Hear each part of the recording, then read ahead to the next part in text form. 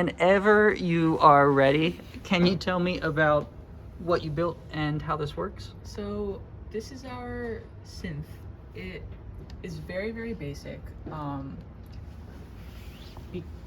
Because we want to teach people how to use an ADSR envelope generator.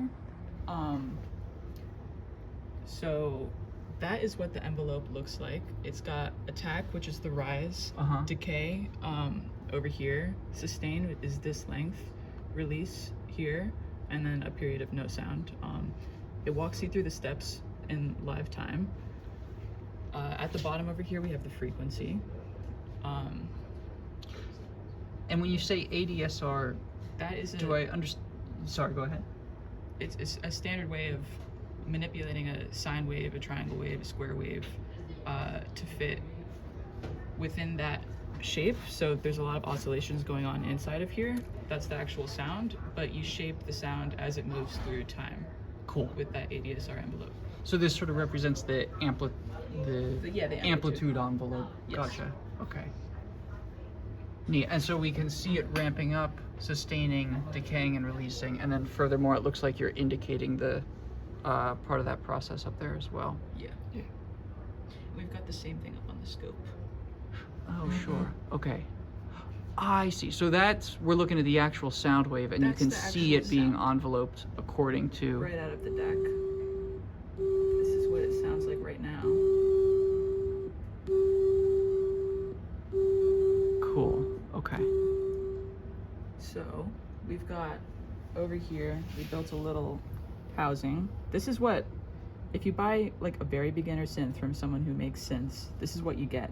You just get a box with knobs on it. And you don't know what is going on with that. So I replicated that. Okay. And yeah, the idea is that you plug this situation in to a VGA and you get to see what's going on. This is a feature that's on higher end synths, but higher end as in like $1,000. Okay. So wanted to make it. Otherwise, you're kind of figuring it out just by listening Just by to it listening. and twiddling the knobs. Yeah. Okay. Okay. Okay. I can go over which knob is which. This one is attack. Then we've got decay. We've got sustain level, which is the amplitude of the sustain. Okay. Sustain time, which is going to be the length of that sustain. That's the only parameter with two values, actually. And then this one is release, and this one is frequency. We also have one control over here to switch between a square wave. That is the square wave. It's powerful. Okay. And the sine wave. Cool. Okay. Just a little bit gentler. So we've got 6 pots over there, but the Pico only has 3 ADC inputs. We wanted to use an ADC, but there was no library pre-written for it. So we came up with this sequence of switches over here, double throw switches. There are 6 switches. Okay. For each 2 potentiometers that are paired together, there are 2 switches. One switch is just a high-low, communicates over to the Pico. So if it's high, we pick one potentiometer versus the other. Okay. When it's low. And then the other switch actually channels that signal from whatever potentiometer it is into the Pico on the other side over there. So you're sort of doing like multiplexing by hand. Yeah, manual multiplexer. Okay. Gets difficult to think about, but it's fun and silly at the same time. Okay. I drew out a diagram over here just so that while we're using it, we know where everything is. In the future, using a regular multiplexer would probably be fine. But this is what we've got. Cool. Do you want to explain some of the sound generation before I go and edit them? What the math is like for the attack, decay, sustain? In the attack stage, we use the exponential, and in the decay and also the release one, we use the linear to do the I see. decay and Okay. release. Okay. Yeah. So it ramps on exponentially and then ramps down linearly. Yeah. Cool. Okay. And maybe about the square table that you added.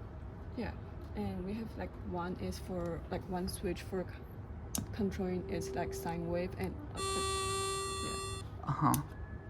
and also the square wave. And we have this switch to control like which one we're playing now. And are you using direct digital synthesis to generate the Yeah. outputs? And so to make the square wave, did you add an additional like table that Yeah. was for a square wave? Okay, cool. Very nice. So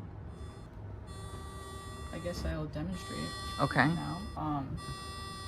Just gonna make sure that is on attack right now.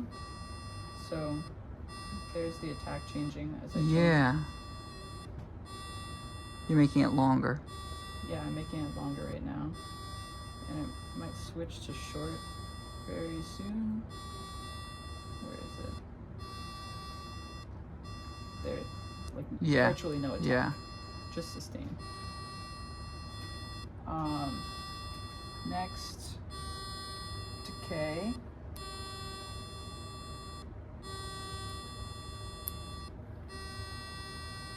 So that will be that Yeah.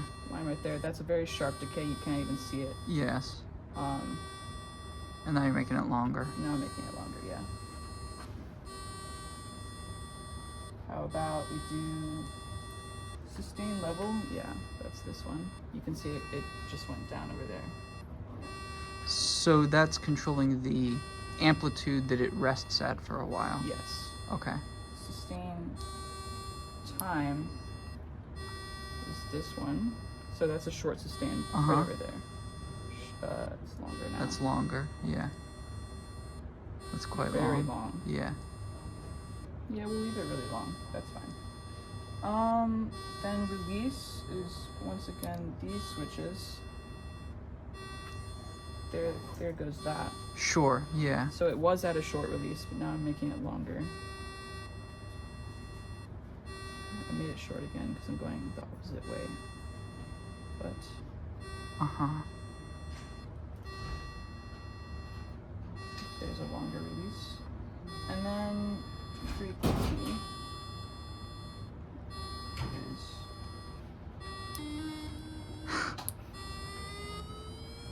Oh, that one's fun. that's the most fun. And there's the sign.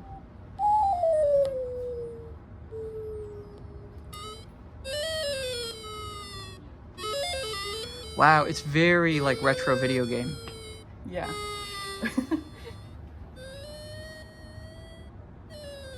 I like that I made this bigger because those steps are fun to see. Uh-huh.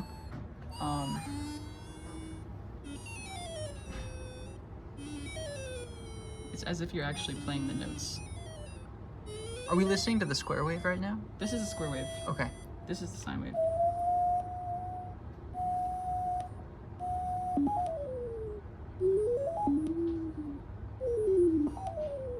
Boy, to my ear, it makes it obvious that those old video game consoles were using square waves. Yeah.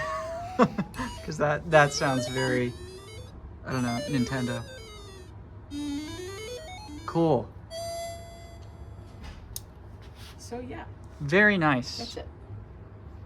And it's hard to demo in the video, but these have a really nice feel to them as well. Yeah. Cool. Thank you so much. That is a really, really cool demo. Awesome.